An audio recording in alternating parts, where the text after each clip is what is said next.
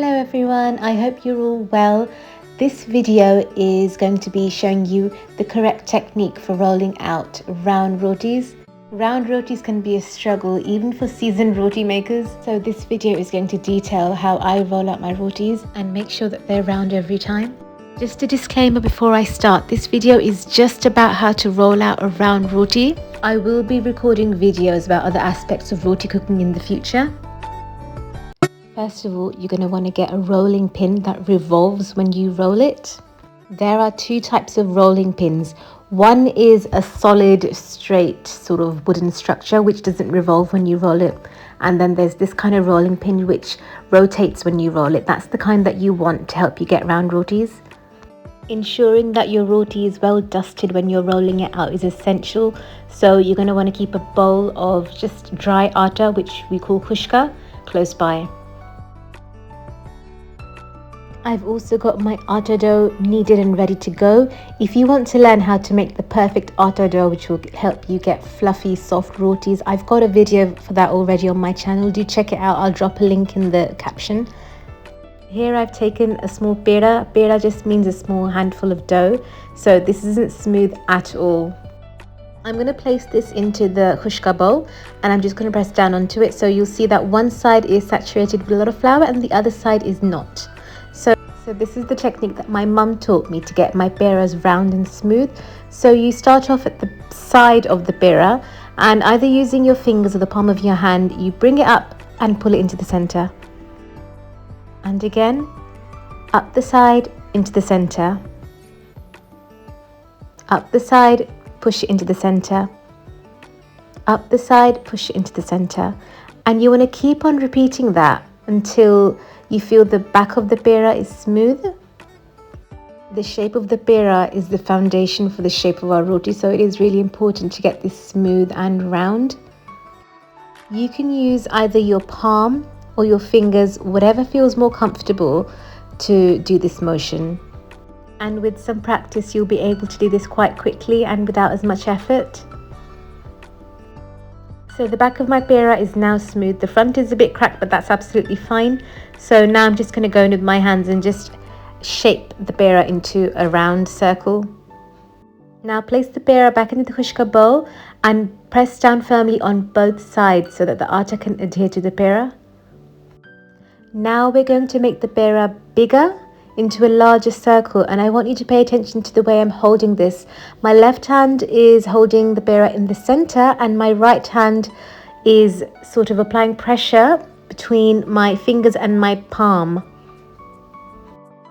My left hand is only holding the pairra in place. My right hand is applying pressure again between my fingers and my palm, and I'm going to go around the circumference of the pairra.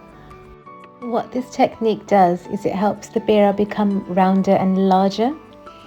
And you want to keep doing that for, honestly, as long as you can, until it becomes a bit too large for you to handle or you feel like the pairra is sort of stretching out of your hands. Then you can go on to the next step, which is actually rolling it with the rolling pin.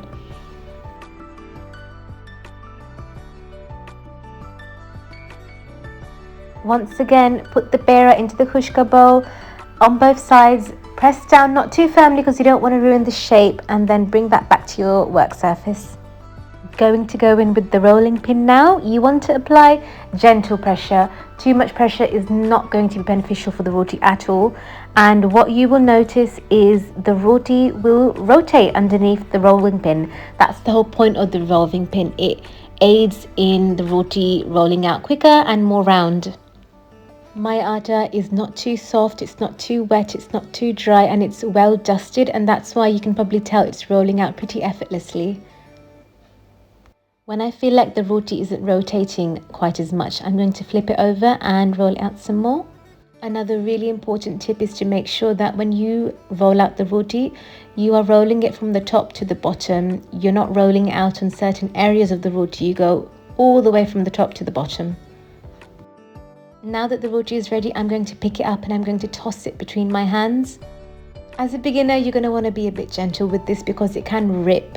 If you're more proficient with your roti making skills, then you can use a bit of pressure.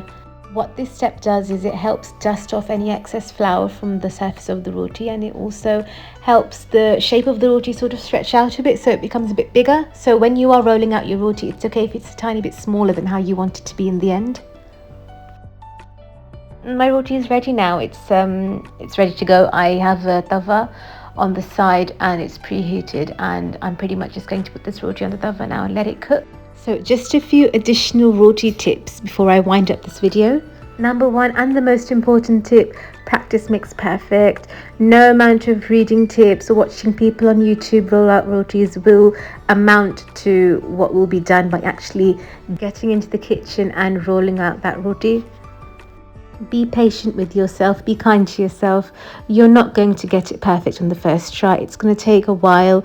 It took me so long to get my rotis round, so don't be disheartened. Next tip, preventing the roti from sticking to your work surface is a really important part of getting your rotis round. If it sticks, it sort of ruins the momentum of when the roti is rotating as you're rolling it.